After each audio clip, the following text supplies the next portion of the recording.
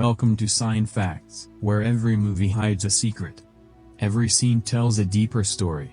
And every frame contains details most viewers never notice, from legendary blockbusters and mind-bending science fiction to dark thrillers, unforgettable horror, and hidden cinematic gems. We explore the facts, theories, Easter eggs, behind-the-scenes secrets, and untold stories that make movies truly unforgettable. This isn't just watching movies, this is discovering what lies beneath them. Subscribe to Sci-Fi Facts and step beyond the screen. Soon after, the family notices their internet and phone service have gone dead. Danny seizes the moment to raise something she's brought up countless times before. She wants the family to move. In her eyes, the house is falling apart, and the wobbly chimney, which looks like it could collapse at any moment, is proof enough that they can't keep living somewhere this unreliable. Before she can push the conversation further, Gary and Ruth remind their parents that they still need to go pick out a Christmas tree. Everyone starts getting ready to head out, but when Jason reaches the front door, it won't budge. He figures the lock or the frame is just stuck, tries again a few times, then moves on to check the rest of the house. Every other door is the same, sealed tight. So are the windows. Growing alarmed, he grabs something heavy and starts hammering on the front door, hoping brute force will do the trick. It barely leaves a mark. He tries a window next. Same result, the glass won't even crack. That's when it becomes clear this isn't a broken lock or a stuck frame. Something has sealed the entire house shut. And it's not just their house. Every home on the street is dealing with the same nightmare.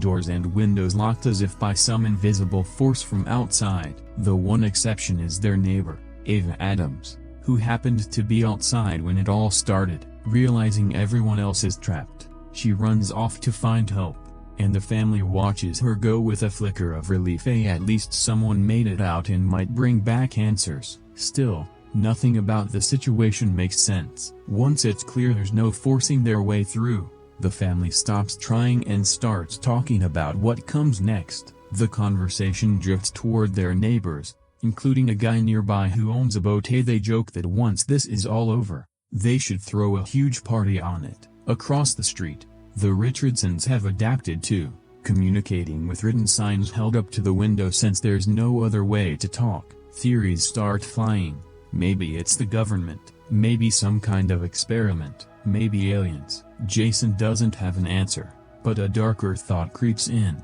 What if this isn't just their neighborhood? What if people all over the world suddenly found themselves locked inside their own homes? That night, Jason pulls his family together and tries to steady everyone's nerves, promising they'll face whatever this is together. Ruth is convinced the storm caused it. The imprisonment started right around the time the rain got heavy, so to her the link seems obvious. Jason isn't so sure. He tells her it might have just been an ordinary storm and that they shouldn't jump to conclusions about the weather being the cause. Danny, meanwhile, is consumed with worry about her own parents. She has no way to reach them and no idea if they're okay. Jason tries to comfort her by pointing at the Richardsons' house across the street.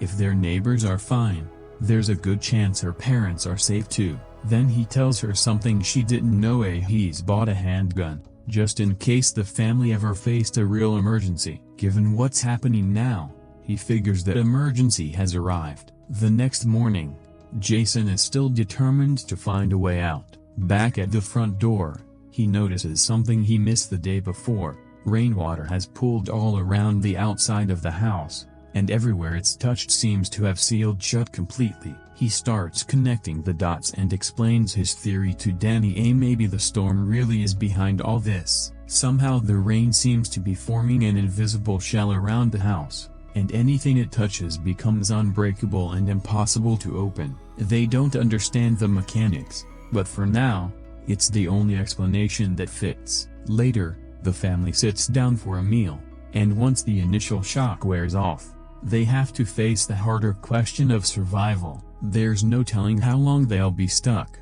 and they can't afford to sit around waiting for rescue without a plan. Jason tries to lift everyone's spirits by digging out the family's music and movies, only to discover they own exactly 2 films. Not much of a distraction, but it's something. They also start inventorying supplies. Food, they figure, could last roughly 2 months if they're careful. A bit of breathing room, but not a lot. Water and electricity go on the ration list too, since there's no guarantee either one will come back once it fails. Sometime later, Jason starts teaching Ruth and Gary skills that might actually matter if things stay bad. They like how to clean and prepare a fish. The kids treat it more like a game than a survival lesson and genuinely enjoy the time with their dad. A week goes by. One evening, while setting the table, Danny mentions she's found some seeds around the house and wants to try growing vegetables indoors. Even a small harvest could make a real difference down the line.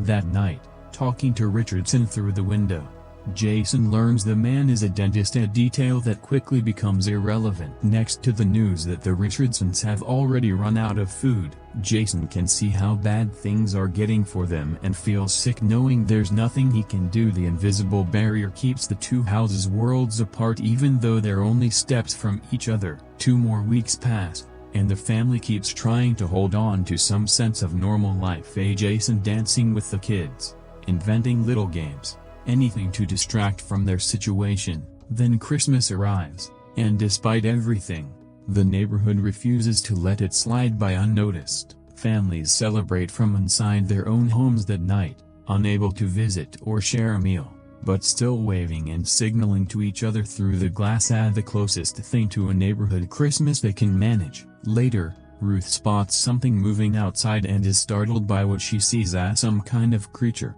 Clearly not a normal animal. She's convinced it's a monster. Gary looks too but isn't sure what she's talking about. Around this time, another problem creeps in. The family is sick of eating the same meals over and over. At dinner, Ruth brings up the creature again, insisting oddly that it seemed friendly rather than dangerous. Jason brushes her off, chalking it up to exhaustion or fear, which upsets her. Danny diffuses the tension by surprising everyone with homemade cookies, and for a few minutes the family gets to enjoy a small piece of ordinary life again. Once the kids are asleep, Jason and Danny get some rare time to themselves, settling in to rewatch Air Force One, one of their only 2 movies, which Danny has now seen so many times she can barely stand it. Still, they make the best of it. Then something outside catches their eye. With no people left roaming the streets, animals have started wandering freely through the neighborhood, reclaiming space that used to belong to humans. The next day is Christmas, and the family exchanges gifts. Nothing new, just old items from around the house wrapped up for one another, but nobody seems to mind. After everything they've endured, simply opening presents gives them a welcome jolt of normalcy. There's more good news too. Danny's tomato plants have finally started sprouting, a small but meaningful sign that they might be able to sustain themselves long term. The hope doesn't last. Ruth notices Mrs. Richardson looking seriously unwell across the street, and her condition rapidly worsens until she dies. It's devastating for the family. Jason had already suspected this might happen once he learned the Richardsons had run out of food. But watching someone actually die within view makes the stakes feel suddenly, terrifyingly real. They're not just trapped anymore. People can die here, and there's nothing anyone can do about it. It forces Jason to confront the possibility that the same thing could eventually happen to someone he loves. Around the same time, Jason realizes the medication his dog Carrie needs is nearly gone, and he starts spending every spare moment trying to keep the dog comfortable, even though there's little he can actually do without more medicine. A few nights later, while Ruth is up watching over Carrie, she spots someone outside. Ava, the neighbor who escaped on day 1, somehow back. The whole family rushes to the window. Ava looks terrified, pleading to be let in, but there's still no way to open anything.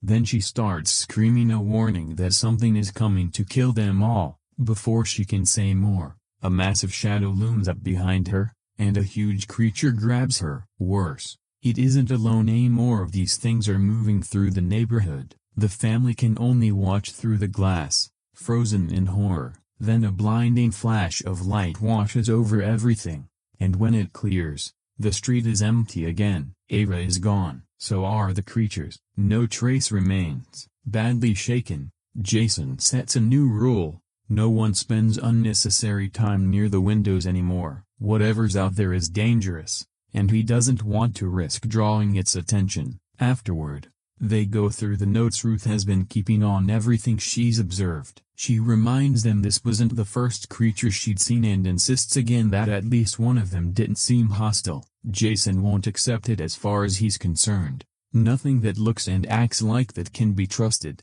and staying far away is their safest bet. He reassures the family that he'll do everything in his power to protect them. After witnessing what happened to Ava, the family starts sleeping together in one room instead of separate bedrooms, finding comfort in staying close. As time passes, Jason keeps tabs on the neighborhood, confirming Mrs. Richardson's death and noticing another family nearby falling apart from constant fighting. The isolation is clearly wearing on everyone differently, and Jason, not wanting Ruth and Gary to witness more suffering, tightens the rule about staying away from windows. Then something unexpected happens. While Ruth and Gary are exercising, a cap drops down through the chimney. Jason checks it out and realizes the chimney is no longer blocked, which means they might finally have a way out. Since Ruth is the smallest, she volunteers to climb through, and despite his nerves, Jason helps boost her up. She squeezes higher and higher,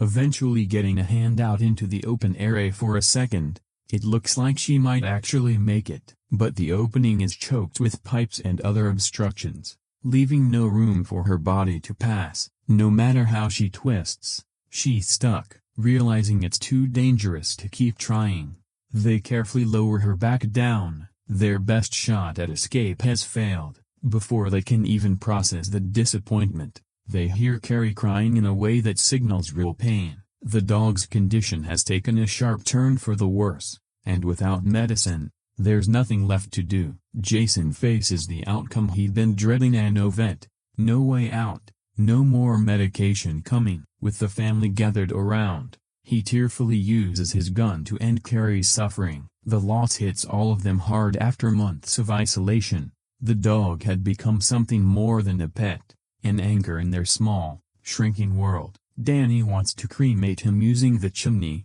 feeling it's the respectful thing to do, but Jason sees it differently. With their food supply shrinking and no end in sight, and after watching a neighboring family run out of food entirely, he doesn't think they can afford to waste anything that might help them survive. He wants to preserve the meat. Danny is repulsed by the idea of eating an animal that had been part of their family, but eventually, however reluctantly, she accepts there's no real alternative. More months pass, and food is running critically low. One day Jason notices wild animals near the house and tosses a scrap of meat to a stray dog that wanders close. Watching it eat gives him an idea. If food can lure animals in, maybe he can trap them the same way he's been fishing, turning that need into a food source instead of just waiting for scraps to appear. Several months later, when a new storm rolls in, the family rushes to seal the windows before it worsens and spots one of the creatures standing right outside. Everyone freezes,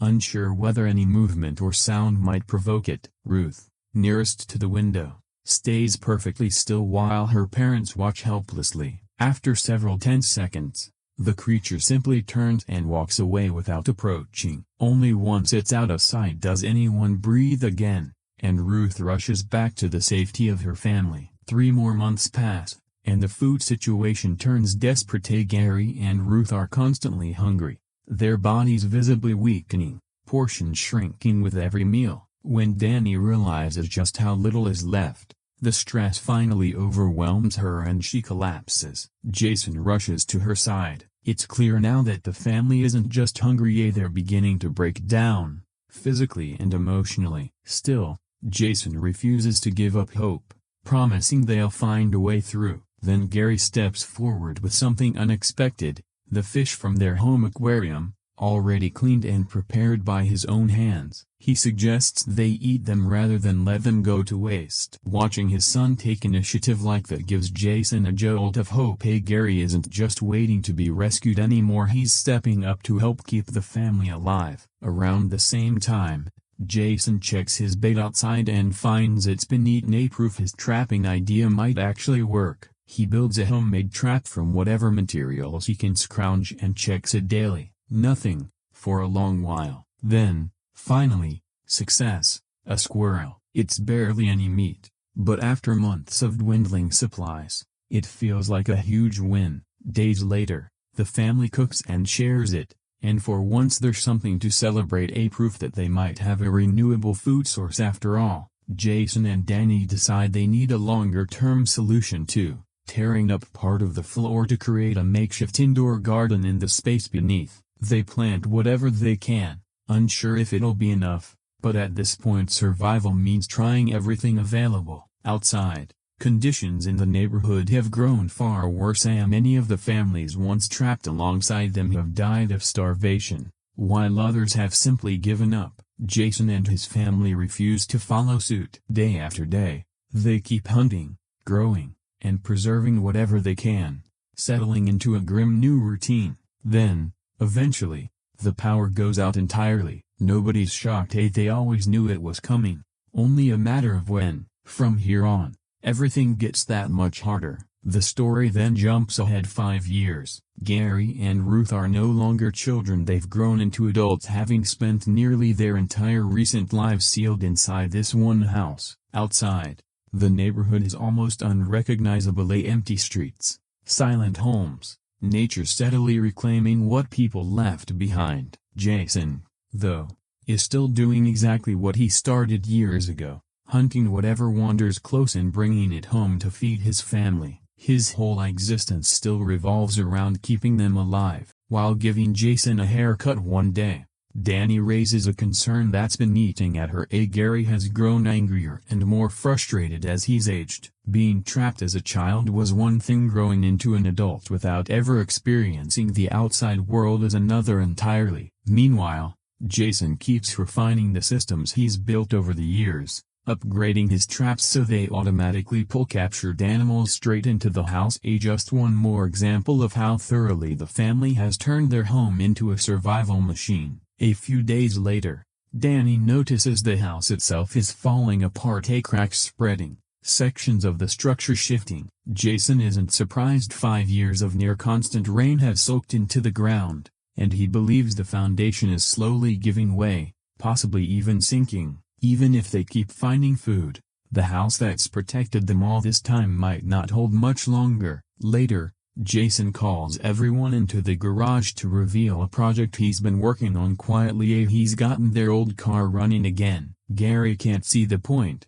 since they can't open the garage or drive anywhere anyway. Jason tells him to help regardless. To him, the car represents something bigger than transportation. Every year they lose more food, power, the house itself crumbling, the neighborhood essentially gone, and he believes that if they stop maintaining what little they have left, eventually there'll be nothing left at all. Gary disagrees, and the disagreement turns into an argument before he storms off. Afterward, Danny tells Jason privately that they can't keep focusing only on survival. Gary and Ruth are grown now, shaped almost entirely by a world of just 3 other people and a few rooms, and she can feel the family drifting apart even while living under one roof. She worries that if they don't address it, they'll end up surviving physically while losing each other emotionally. Jason listens and quietly agrees something needs to change. Not long after, another storm rolls in,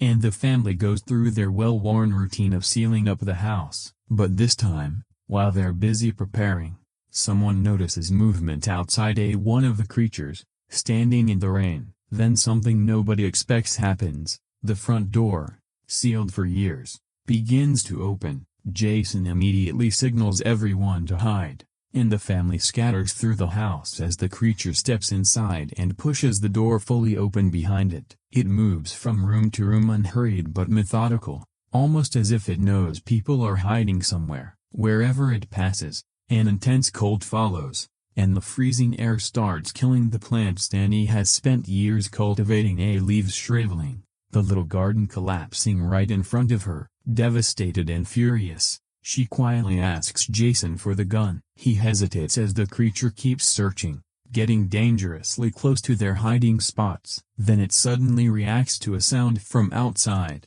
turns, and heads back out the door. The instant it's gone, Gary sees their chance and urges everyone to run but Jason grabs him before he can bolt, unwilling to let his son rush into the unknown. Before they can even weigh their options, the door slams shut on its own, sealing them in once again right back where they started. Then Ruth notices something on the floor, water the creature left behind. It looks like rain at first, but she realizes it's salty AC water. That single detail changes everything. The family rushes back to the front door hoping the barrier's weakened, but it's just as immovable as ever. Ruth starts theorizing about what the seawater might mean. Maybe these aren't ordinary monsters but something tied to the ocean, something like a leviathan, a kraken, even some real-world version of a mermaid. She reminds everyone how little of the ocean humanity has actually explored, and wonders aloud whether these creatures have somehow taken over the world, whether the planet belongs to them now. Jason refuses to accept that, insisting the house is still their home and the world outside still belongs to them too. Ruth listens and gives a small nod,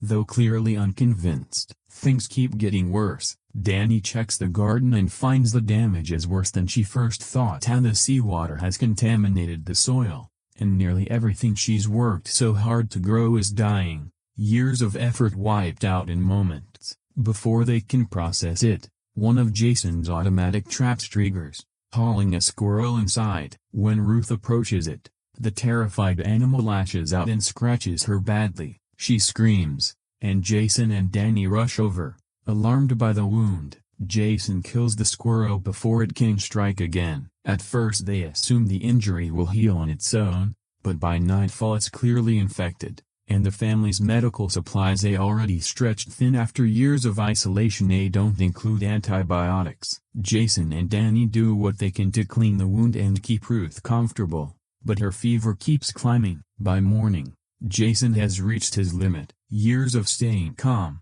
building, fixing, hunting, promising his family he'd keep them safe, and now his daughter is seriously ill and he has no medicine to save her. He snaps, storms into the garage, and drives the repaired car straight into the garage door. It doesn't budge. He backs up and tries again, and again. Eventually he loses control and is badly hurt in one of the crashes. Gary and Danny pull him from the wreck. Catching his breath, injured and shaken, Jason suddenly remembers something. The ground beneath the house has been shifting for years, weakened by the endless rain. If the doors and windows won't open, maybe there's another way out entirely. Underneath, despite his injuries, he starts tearing into the floor, with Gary helping clear debris, until they break through into an empty space below, a narrow passage connecting to the sewer system, offering a possible route to another building without ever stepping outside. Jason tries to fit through but can't. The passage is too narrow. Danny realizes she might be small enough and volunteers to crawl through. Jason immediately knows their destination, the Richardson house. Years earlier, Richardson mentioned he was a dentist, which means there's a decent chance he kept medical supplies at home, supplies that might include the antibiotics Ruth desperately needs. Danny lowers herself into the cramped, filthy tunnel and starts crawling, unable to even stand upright. Back in the house, Jason and Gary wait anxiously until they're sure she's reached the Richardson property. For the first time since Ruth fell ill, Jason feels a flicker of hope. Inside, Danny finds a grim scene. Mrs. Richardson's decomposed body still there, the house ravaged by years of flooding, every trace of a normal home destroyed. She pushes past the horror and keeps searching, focused only on finding medicine. As the rain starts up again outside, Danny searches through cabinets and drawers until she finally finds antibiotics. But just as she grabs them, she realizes several creatures have entered the house. She freezes, knowing she can't fight them and can't afford to make noise. Clutching the medicine, she waits and slips past them whenever their attention shifts elsewhere, working her way deeper into the house until she reaches the basement, where she finds Mr. Richardson's body too. The shock makes her scream involuntarily, and the sound echoes through the house. Realizing there's no point hiding any longer, she bolts for the tunnel and starts crawling back toward home as fast as she can. One of the creatures spots her and gives chase, unable to outrun it in the tight space. Danny pulls the pistol and fires. Jason hears the shots from inside and rushes to the opening just as Danny reaches it, pulling her up with Gary's help. But the creature is still climbing after her. With no time to seal the passage properly, Jason and Gary start throwing debris, rocks, broken chunks of foundation into the tunnel, piling on weight until the opening is completely blocked and the creature is trapped on the other side. Danny wastes no time getting the antibiotics to Ruth. All they can do now is wait, and slowly, the medicine takes hold. Ruth's fever breaks, her strength returns, and it becomes clear she's going to recover. Watching their daughter get better brings Jason and Danny enormous relief after nearly losing another member of the family. They finally have a reason to feel hopeful again. Once the danger passes and Ruth starts healing, Jason tells Danny something they can't ignore any longer. The creatures now know the family is alive. For years, their safety depended partly on staying hidden, and that advantage is gone. He believes the monsters will come back eventually, and this time he doesn't want to just wait for it. If they're planning to kill the family needs to strike first. Danny agrees, and soon Gary and Ruth are brought into the plan too. Everyone accepts that hiding indefinitely isn't an option anymore. Gary points out that if the creatures can get into the house, maybe that access can be turned against them, lure them in, trap them, and use the chaos to finally force the doors open. That becomes the plan. The family rearranges parts of the house, builds barriers, sets traps, and converts anything useful into a weapon. The goal: draw the monsters in, force them into position, and use the confrontation to break free. For the first time, they're not just trying to survive, they're preparing to fight. Meanwhile, Ruth keeps recovering, her strength returning bit by bit until she's finally able to move around on her own again, giving everyone renewed determination. When the day finally comes, Jason decides they're ready. The family takes their positions near the windows, waiting, and it doesn't take long. Water starts forcing its way in from every direction, flooding the lower floors just like it did at the Richardsons years earlier. But this time, the family is prepared.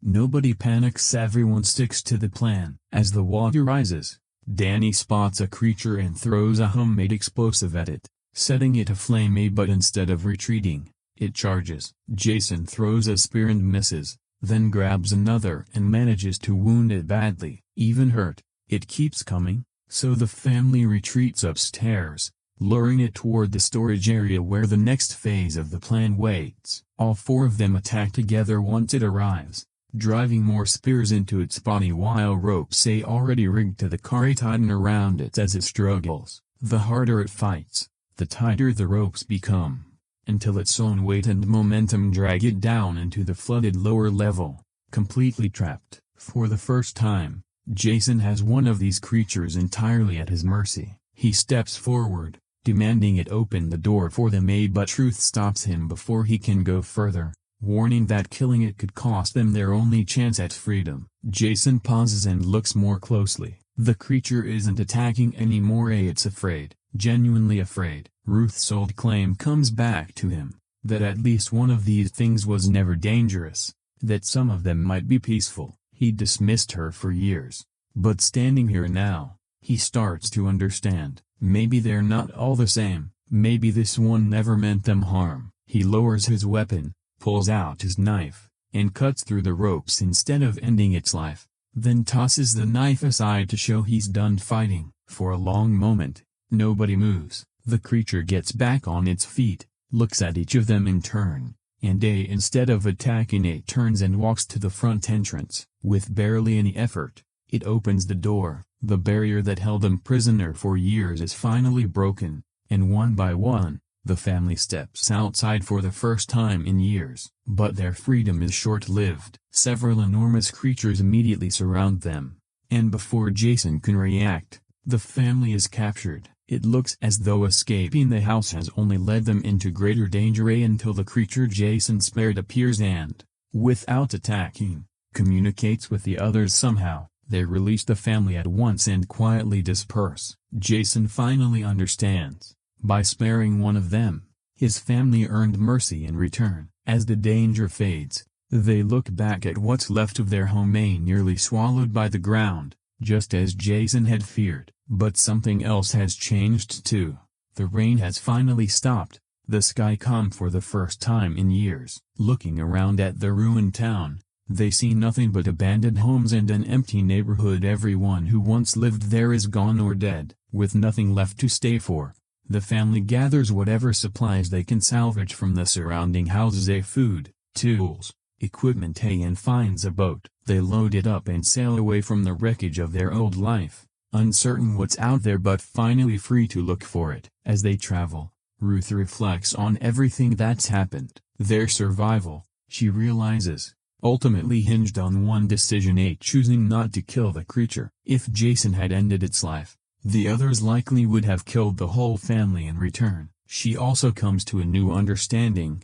Maybe these creatures were never simply hunting humans or trying to destroy the world. Maybe, like her own family, they were just trying to survive, protect their own kind, and find somewhere to belong. In that light, they aren't so different after all. As the boat moves across the water, a voice suddenly breaks through the radio static: another group of survivors, reaching out. After years of isolation, the family finally has proof they're not alone. And on that note of hope, the film ends. Review: the core concept behind The Last House is probably its strongest asset. A family wakes up expecting an ordinary day, tries to leave, and discovers they can't. The front door won't open, neither will the back door or the windows. And it's not just them, the whole neighborhood is sealed in too. That's a fantastic hook. Simple enough to grasp instantly, strange enough that your imagination immediately starts racing. What happened? Who's responsible? Why the houses? Why won't the rain stop? And is there any way out at all? For the first stretch of the film, that mystery genuinely works, because the movie doesn't rush to explain itself. You're stuck knowing about as much as the family does, and that shift changes how the house feels almost instantly. Same furniture, same rooms, same walls, but suddenly claustrophobic once escape becomes impossible. You can see freedom right through the glass, you just can't reach it. Honestly, I'd have been happy if the film had lingered on that idea a lot longer, because once the initial panic fades and rescue clearly isn't coming, the story shifts from escape to survival. Supplies dwindle, ordinary household junk suddenly matters, and this is where Jason becomes one of the film's better elements. Some viewers balked at how quickly he turns into a jack-of-all-trades problem solver, but that never bothered me. The movie establishes early that he's an engineer,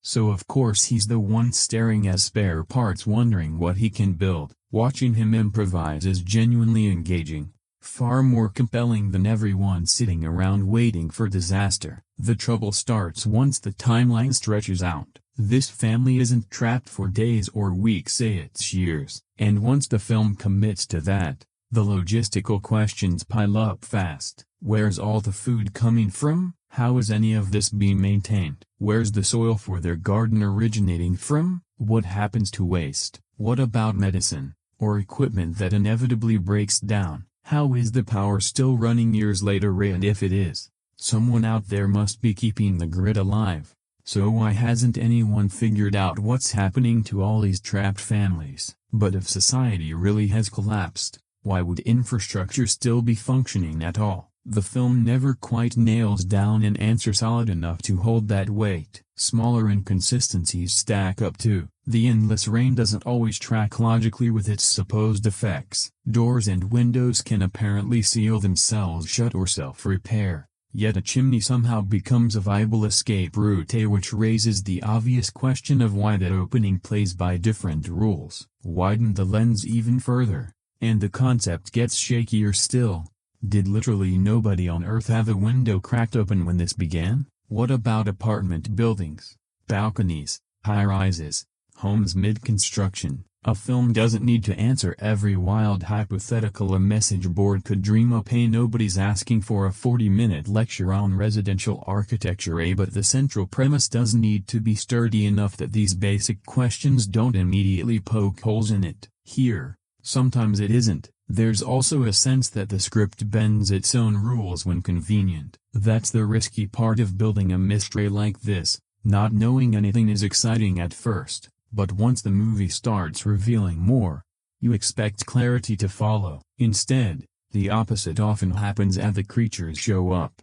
More of the larger phenomenon comes into view, and somehow the questions multiply rather than shrink. What exactly are these things? Why trap people in their homes specifically? How is this happening on such a massive scale? And why this particular method? If there's a deeper purpose behind it all beyond simply killing people, what are we meant to take from it? This is where the film really splits audiences. Some will argue that's the whole point. You're not meant to know everything, and there's real power in being stuck alongside characters who have no answers either. Uncertainty itself can be the horror, fair enough, but there's a difference between mystery and simply withholding information. If a story keeps building around one enormous question, I need to sense the filmmakers know the answer, even if they never spell it out. With this movie, I'm not always convinced they do, which stings, because the setup itself is genuinely strong. You don't need 20 different creature designs. You don't need a sprawling mythology dump or a scientific explanation for every wall and window. The stripped-down version is already compelling. A family can't leave home. Their resources are vanishing. Nobody knows why or for how long. And the house that once sheltered them starts feeling more like a cage. Whenever the film commits to that simplicity, it works. It's when it tries to explain the wider world without the underlying rules to support it that things start to wobble. And I'm perfectly willing to accept an impossible premise. That's what science fiction is for. What trips me up is when that impossible premise stops following its own internal logic, which happens more and more as the runtime goes on. The cast is a major reason the film stays watchable even when the script falters. Greta Lee and Wagner Moura are both clearly capable actors, and even when the writing lets them down, they lend the family enough credibility to keep you invested in whether they'll make it. Moura comes out ahead here. Jason is easily the most active character, constantly building, fixing, planning, improvising, never just waiting around for the situation to change.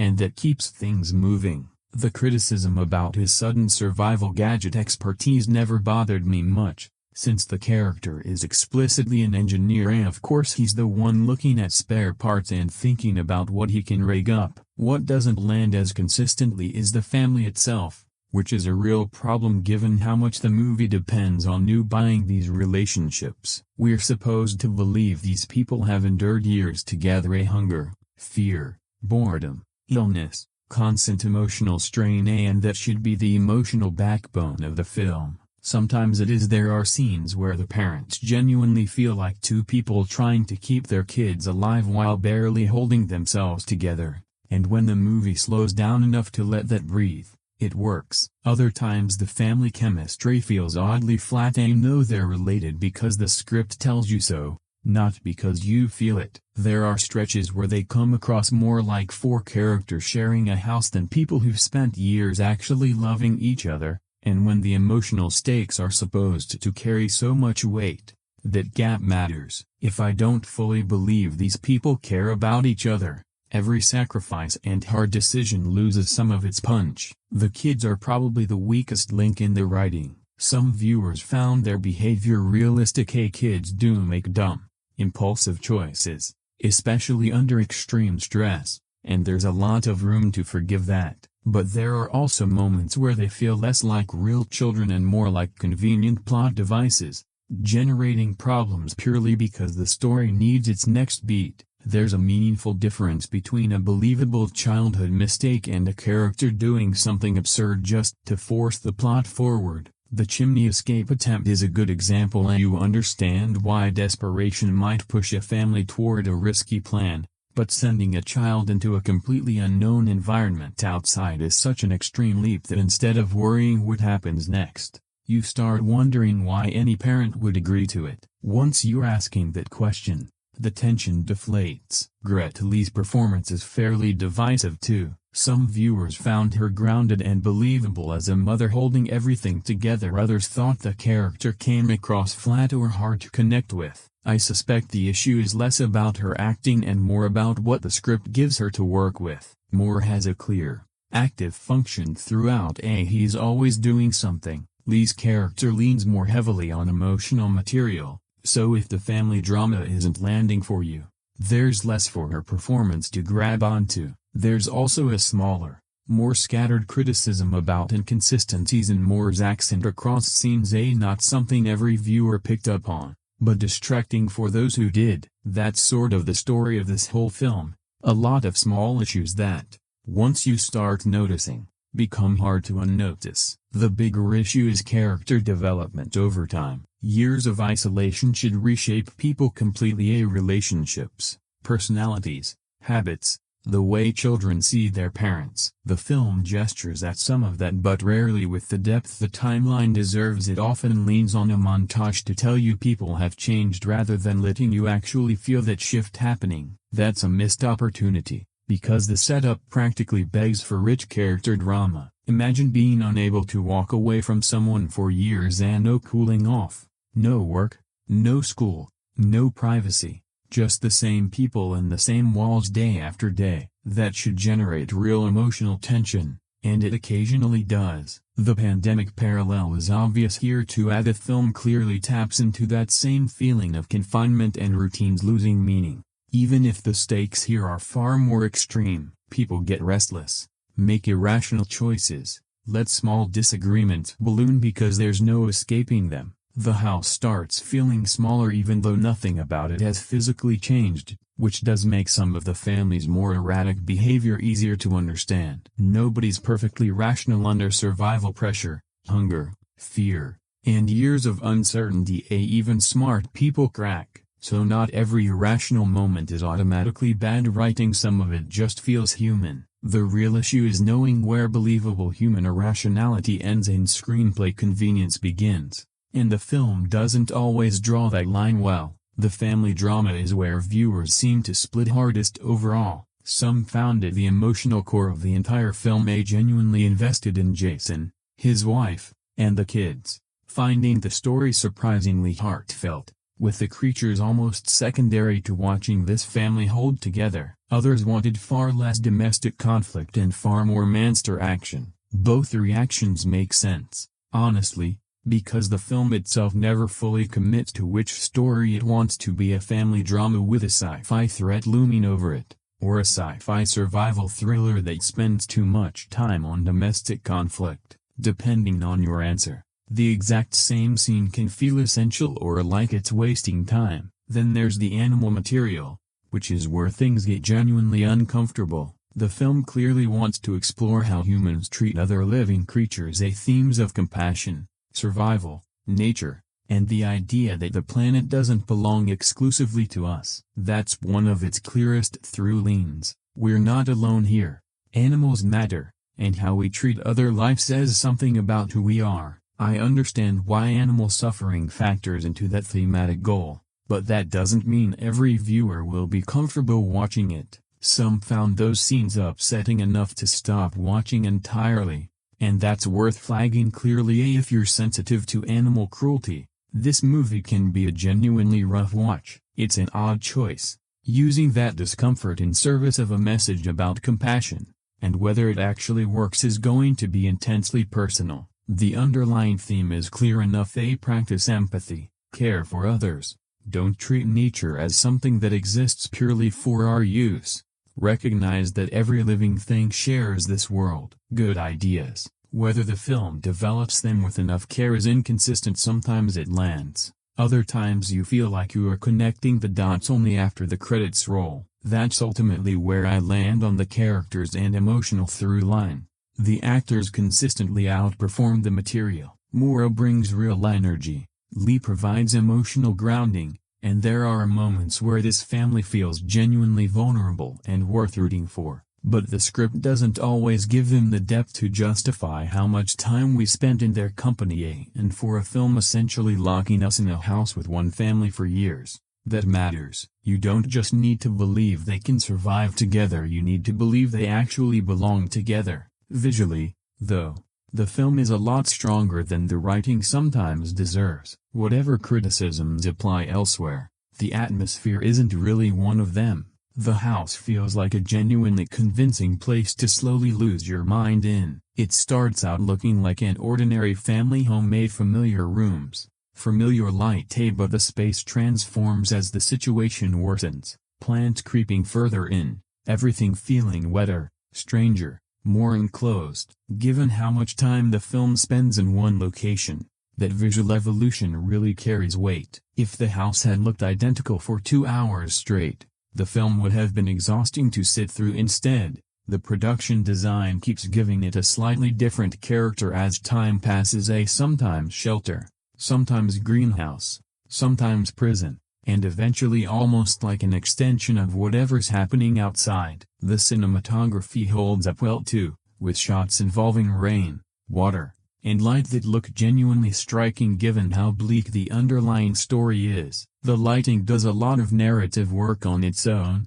distinguishing between the early days when the family still believes this might be temporary and the later stretches when the house feels like a strange, closed-off ecosystem they've simply had to accept. There are moments where the visuals suggest a richer, more thoughtful film than the screenplay actually delivers, not a knock on the cinematography, more a sign that the imagery is often promising something the script doesn't fully follow through on. You get a moody shot of rain running down glass, light cutting across the room, plants overtaking the space, and for a second you think, this is genuinely haunting, and then a character starts talking and half that power drains away. That's a recurring frustration. For every element that's working, something else seems to be pulling against it. The narration is probably the clearest example of this friction. I never fully understood why the film needed it. The voiceover has this soft, reflective quality that often doesn't match what's actually happening on screen.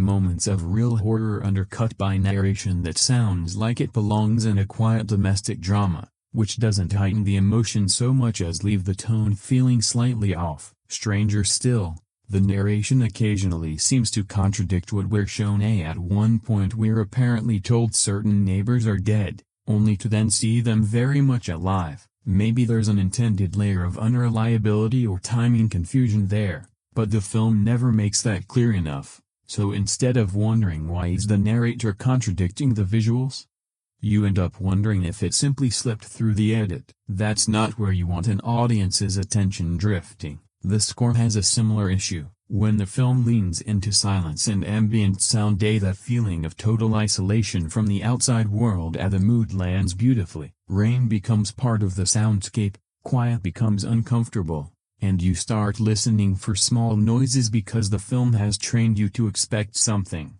That's effective suspense filmmaking. But then a cue will hit that feels emotionally disconnected from the scene, something genuinely awful unfolding while the score leans warm and nostalgic rather than unsettling. Horror films absolutely can use cheerful music over dark scenes to great effect when it's intentional. Here it sometimes just feels like the music and the scene weren't speaking the same emotional language. The same tension shows up in that family fun sequence with the car, a good idea in theory, since these people desperately need moments of normalcy, music, and routine.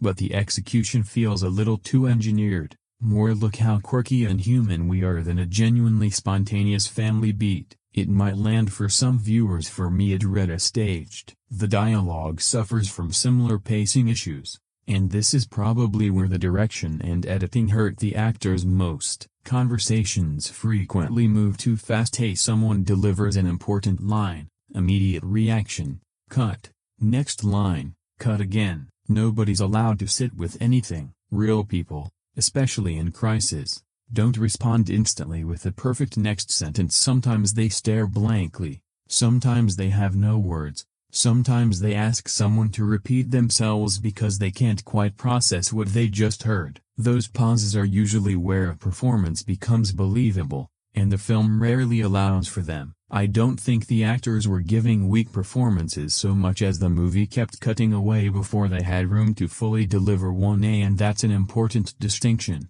You could trim a fair amount from this film and make individual scenes feel less rushed, which sounds contradictory but isn't. The overall film can run long while individual conversations still feel compressed. Cutting some of the repetitive arguments, trimming exposition we already understand, and giving key scenes an extra beat to breathe would go a long way. Right now the rhythm feels off, with the broader story dragging even as individual dialogue scenes are edited like short-form content, everything constantly rushing forward. The direction tells a similar story. Louisier clearly knows how to make a film look polished. A confident camera work, creative use of the central location, some genuinely effective suspense sequences, and solid handling of the film's more physical later stretches. The effects hold up reasonably well too. Some viewers even considered them one of the film's stronger elements. The creatures aren't especially original in design, but technically they're well executed. They read clearly, they fit the environment, and the film never suddenly looks cheap once something supernatural appears, which is worth crediting given this clearly isn't operating on a blockbuster budget. A lot of the larger scale is conveyed through implication rather than spectacle, and you don't need to watch 20 cities fall apart to understand something massive is happening, because you feel it through what this one family is going through. That's smart filmmaking. The real issue is tone. The film keeps shifting between psychological drama, science fiction, creature thriller, family story, and environmental parable, and while genre blending isn't inherently a problem, here you can often feel the seams instead of experiencing a smooth transition. One scene wants quiet emotional weight, the next pivots to mystery, then survival mechanics, then creature threat, then back to family conflict, then suddenly reaching for something larger about humanity's place in nature. It's a lot, and the editing doesn't always smooth the gear changes. Sometimes the film feels assembled rather than flowing, technically connected, but visibly stitched together. That's probably why the atmosphere feels so much more assured in the storytelling.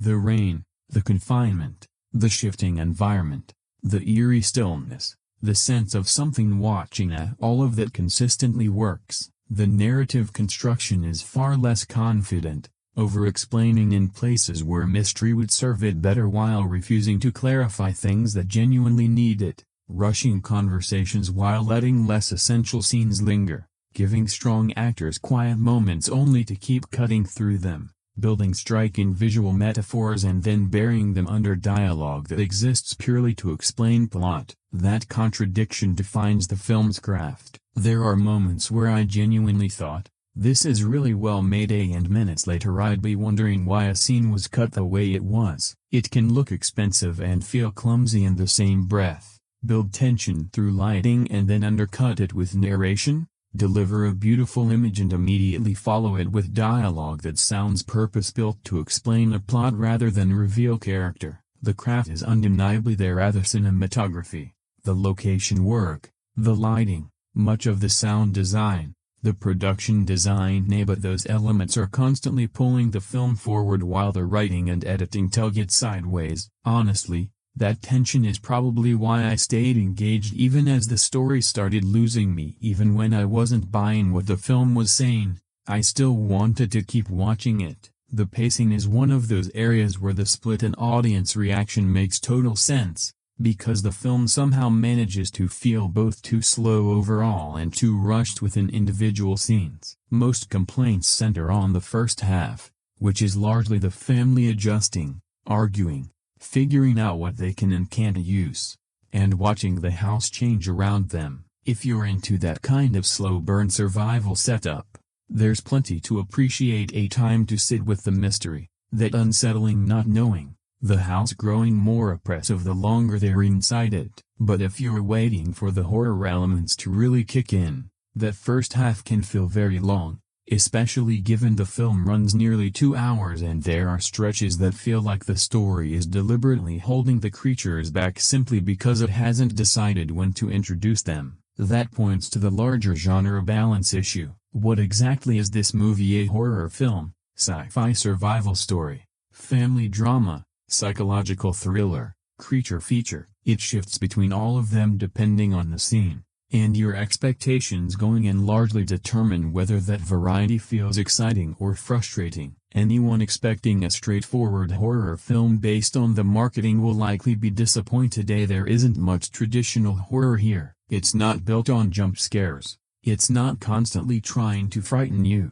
And the creatures don't show up every 10 minutes. For a long stretch, the scariest element is simply the unexplained fact of being trapped. Some viewers will embrace it, others will reasonably ask where the actual horror is. The film probably plays best if you approach it as a suspenseful family survival story with horror elements woven in, rather than something built around a constant, ever-present threat the way A Quiet Place is. That comparison is instructive. A Quiet Place establishes its danger almost immediately through clear rules. A sound equals death, so every footstep matters, and you are nervous because the film has taught you exactly what triggers disaster. Here, the rules stay murky, so even when danger is present, you are often unsure what you're actually supposed to fear, which makes the tension feel less immediate, less physical. The suspense here is built more around uncertainty than concrete danger, which works for a while but eventually needs something more tangible to sustain itself. Once the creatures become a bigger presence, the film shifts gears noticeably, moving from mostly psychological territory into something closer to a conventional sci-fi creature thriller, and that transition isn't entirely smooth. In some ways, this is where the film loses part of what made its setup so compelling in the first place. A family trapped in an ordinary house for years is already strange enough without piling extra mythology on top. Before the creatures are fully shown, imagination fills in the blanks. Is it alien, environmental, supernatural, something else entirely? Once the film starts offering answers, even partial ones, the threat becomes more familiar and, for some, less effective. A number of viewers compared the creature designs to Predator, not because they're identical, but because once a monster is fully revealed, it can start to feel like something you've already seen elsewhere. That's always the risk with a slow reveal. The imagined version tends to be scarier than reality, and the actual creature has to be strong enough to replace everything your imagination built up. I'm not entirely convinced this one clears that bar. At the same time, plenty of viewers wanted even more of the creatures, more attacks, more chases, more direct confrontation, which makes sense too, since introducing a threat this large arguably calls for it to feel like a bigger part of the story. Instead, the family drama continues to dominate screen time, leaving one group of viewers feeling like the creatures take over too much and another feeling like they barely appear at all. That's usually a sign the balance isn't fully working, and the film is trying to satisfy two very different audiences: those drawn to a contained psychological drama and those wanting a full sci-fi monster movie. Both can coexist, but ideally one should grow naturally out of the other. Here, it often feels more like a lane change, extended time spent on the family adapting to isolation, followed by an abrupt pivot towards something bigger, louder, and more physical, especially in the third act. Reactions to that final stretch are similarly divided. Some consider it the film's best section, a more immediate danger, higher stakes, and finally some real urgency after such a long build-up. There's satisfaction in that kind of payoff. The threat stops being theoretical, the effects get more ambitious, the family is pushed harder than ever. For some viewers, that's exactly what the story needed. For others, the third act is precisely where it falls apart, trading the strange, claustrophobic tension of the earlier sections for something far more familiar: CG creatures, survival action beats, larger set pieces, standard genre mechanics. Personally, I think this is where the film becomes less distinctive. Not necessarily worse from a technical standpoint, just less unique. The strongest part of the premise is its smallness: one family, one house, no way out. That's already enough. It didn't need to expand into a full monster spectacle to feel significant. If anything, the more the story grows, the less intimate it becomes, and that intimacy was one of its real strengths. That's also why the runtime becomes more noticeable by the end. Spending nearly 2 hours slowly building a mystery means the final act has to make the patience worthwhile. Some viewers clearly feel it does, others feel like the payoff is a far more generic film than the one they spent all of the time waiting for, trading the element that felt genuinely original for something they've seen many times before. That's a tough trade to defend. The pacing shift compounds it as the middle stretches feel drawn out, but once the story nears its conclusion, everything accelerates rapidly, creating two distinct rhythms: an early section that says sit with this family, let the isolation sink in, followed by a finale that suddenly says now everything happens at once. That switch can feel abrupt. There's also real disagreement about what kind of fear the film is even going for. Some viewers found virtually no suspense, others say they were on edge the entire runtime, which sounds contradictory but actually makes sense depending on what you're focused on. If your idea of suspense is waiting for a creature attack, the film can feel empty for long stretches. If it's watching a family slowly run out of options, there's plenty to be tense about. The nature of the threat keeps shifting throughout. First the house itself, then hunger, then internal family strain, then the creatures, which is interesting conceptually, but every pivot risks losing viewers who were more invested in whatever came before. That's arguably the central problem with the genre mixing overall. There's a version of this film that commits fully to psychological horror, keep the creatures mysterious, focus entirely on the house, the passage of time, a family slowly adapting to something incomprehensible, that could have been deeply unsettling. There's another version that commits fully to sci-fi survival, introduce the creatures earlier, establish firm rules, deliver more encounters, more strategy, more action. That could have been a lot of fun too. Instead, the film sits somewhere in between, which sometimes makes it unpredictable and sometimes just makes it feel indecisive. By the third act, you can feel it trying to give every audience something, more action for viewers who were waiting for it, more emotional stakes for the family drama crowd, more mythology, more spectacle, more explanation, more danger. That's a lot to cram into an ending, and it's probably why the final stretch manages to feel both exciting and disappointing simultaneously. It's undeniably more intense and more active. I'm just not convinced it's actually more interesting. The film gets bigger without necessarily getting better. What the film is ultimately trying to say is arguably more compelling than how it ends up saying it. There are clear ideas here about family, community, nature, compassion, and the way humans treat other living beings, a sense that humanity isn't separate from the natural world, that we share it with animals and each other, and that maybe we'd behave differently if we suddenly found ourselves trapped, controlled, or treated as less important than we assume we are. That thread connects meaningfully to the family's evolving relationship with animals and how survival gradually reshapes what they're willing to do. There's a reading here about compassion mattering even under desperate circumstances, that how you treat other living things says something about who you are, and that kindness might have real consequences. The problem is that the film doesn't always communicate this clearly while you're actually watching it. A lot of the meaning seems to surface only after the fact, once you're sitting there trying to piece it together yourself. Was this about nature? About humans facing consequences?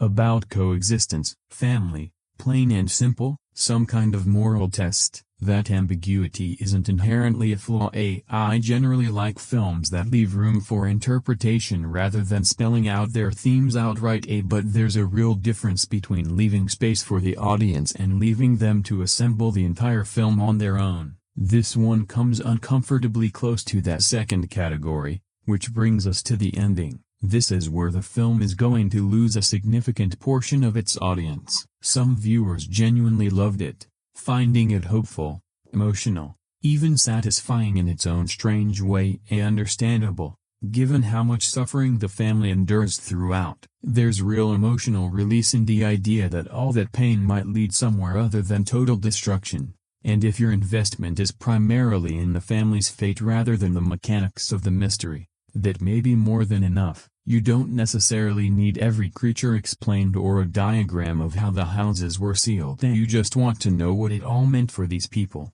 and emotionally, the film does attempt to deliver that. But if you've spent the entire runtime waiting for the mystery itself to resolve, the ending can feel deeply unsatisfying, because the big questions remain largely unanswered. Why were people trapped in the first place? Why these specific houses? Why so long? What exactly are the creatures, and what do they actually want? Why does the situation resolve the way it does? And what changed? What were the actual rules governing any of this? The film doesn't offer a clean answer to most of that. Some will call it intentional ambiguity, others will call it unfinished storytelling, and honestly, the film gives both camps plenty of ammunition. It's not simply a case of you get it or you don't. It feels more like the film is asking each viewer to decide for themselves how much explanation they personally need before symbolism starts to feel like an excuse for missing answers. For me, the emotional thread is genuinely there,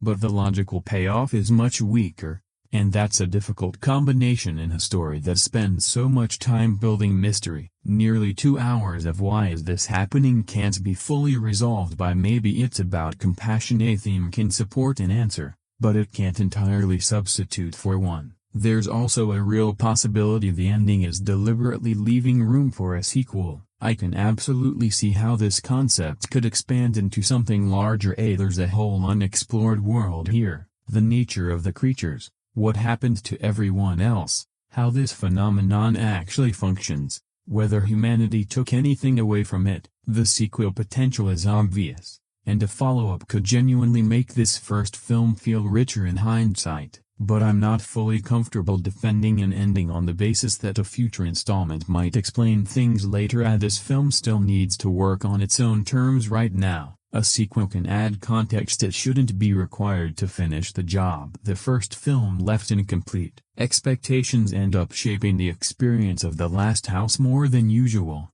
because viewers seem to walk in wanting completely different things. Anyone who saw the trailer, noticed Greta Lee and Wagner Moura, recognized Louisier's name, and expected a smart, serious sci-fi thriller may well come away disappointed. The marketing sells a bigger concept than the film fully delivers. The cast sets expectations for stronger character writing than it always provides, and the mystery promises a payoff that doesn't fully materialize. Some viewers have felt like the marketing oversold a more ambitious film than what actually arrived. On the other hand, people who went in completely blind and no trailer, no reviews, no preconceptions tended to respond more positively, which tracks. Expecting nothing more than a strange survival thriller makes it much easier to simply enjoy the house, the mystery, Jason's problem-solving, a handful of emotional beats, and some creature encounters without needing it to add up to something more. Not every film needs to be a masterpiece. Sometimes it's just a decent watch for a Friday night,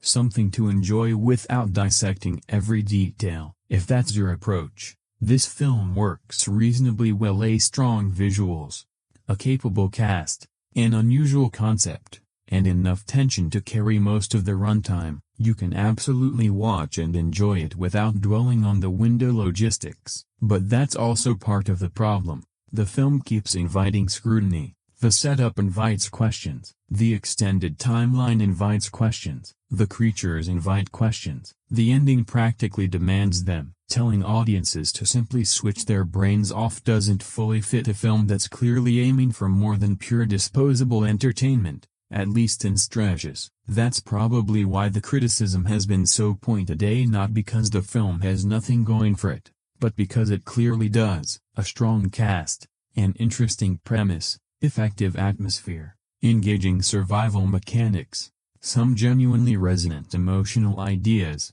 and a distinct visual identity are all right there. And yet the film never quite pulls those pieces together into something as memorable as it could have been. That's the most frustrating part of The Last House. It's not disappointing in a boring way, but in a this could have been genuinely great way. There's a stronger film hiding somewhere inside this one. Maybe a tighter version, maybe a stranger one, maybe one that keeps the creatures mostly unseen, or maybe one that explains far more about them. Hard to say, but there's clearly a version where the family drama, the survival story, the environmental themes, and the sci-fi mystery all reinforce each other instead of competing for attention. This film gets close to that a few times before drifting away again. Overall, I land somewhere in the middle. This isn't the disaster some viewers claim it is. There are genuinely strong stretches here. Mora is reliably good.